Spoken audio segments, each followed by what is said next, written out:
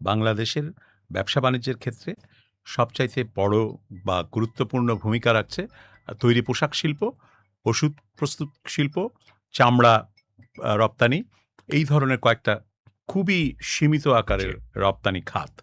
সেই রপ্তানি খাতগুলো তারা এই আ উদ্যোগকে বা এই চুক্তিকে, বাণিজ্য চুক্তিকে স্বাগত জানাচ্ছে। কারণ তাদের রপ্তানির সুযোগটা আরো বাড়বে। বিশেষ করে তৈরি পোশাক শিল্প।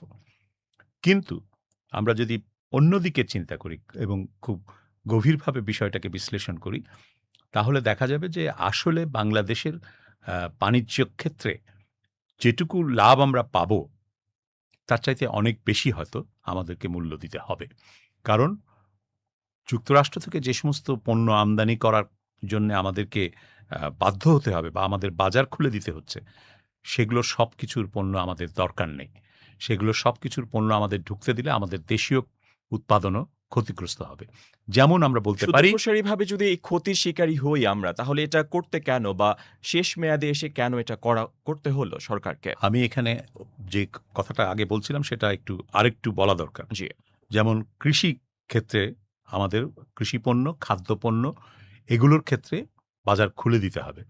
এবং কৃষি এবং খাদ্য ক্ষেত্রে যদি আমরা বাজার খুলে দেই, তাহলে আমাদের কৃষকরা ক্ষতিগ্রস্ত হবে। আর আরেকটা দিক থেকে জনস্বাস্থ্যের জন্য অনেক ঝুঁকি বাড়বে। কারণ আমেরিকার বা মার্কিন যুক্তরাষ্ট্রের যে খাদ্য নিরাপত্তার যে মান, আর আমাদের এখানে খাদ্য নিরাপত্তার মান দুটোর মধ্যে তফাৎ আছে। আমেরিকায় অনেক বিষয়ই আ ছাড় দেওয়া হয়। কেমিক্যাল কনটেন্ট এর ফুডের মধ্যে এগুলো থাকে। আমেরিকায় যে আ মাংস বা গরুর মাংস তৈরি হয়, সেই গরু পালনের ক্ষেত্রে গরুকে হরমোন আ দেওয়া হয়। সেই হরমোন ওয়ালা যুক্ত মাংস সেটা যদি আমাদের বাজারে আসে, আমরা কি খুব লাভবান হব? সুতরাং এই সমস্ত প্রশ্ন আছে। এখন সেই কারণেই আ এই চুক্তি যে একেবারে বাংলাদেশের অনুকূলে হয়েছে, এ কথা কোনোভাবেই বলা যাবে না। যদিও আমি আগেই যেমন বললাম যে রপ্তানি ক্ষেত্রে কয়েকটি প্রতিষ্ঠান বা কয়েকটি রপ্তানিকারক সমিতি তারা এই আ চুক্তিকে স্বাগত জানাচ্ছেন। আর আপনি একটু আগেই যেমন বলেছেন জি। যে সামরিক ক্রয়ের ক্ষেত্রে কিংবা অন্যান্য আরো কিছু প্রযুক্তি হস্তান্তর, প্রযুক্তি কেনা আ ইত্যাদি নানান বিষয়ে জি। কিছু শর্ত আরোপ করা হয়েছে যে শর্তগুলো বাংলাদেশের জন্যে আ মোটেও অনুকূল নয়। বরং বলতে হবে বাংলাদেশের অধিকারকে ক্ষুণ্ণ করবে। সার্বভৌম সিদ্ধান্ত নেওয়ার অধিকারকে ক্ষুণ্ণ করবে। সুতরাং সেটা বাংলাদেশের স্বার্থের পরিপন্থী হচ্ছে।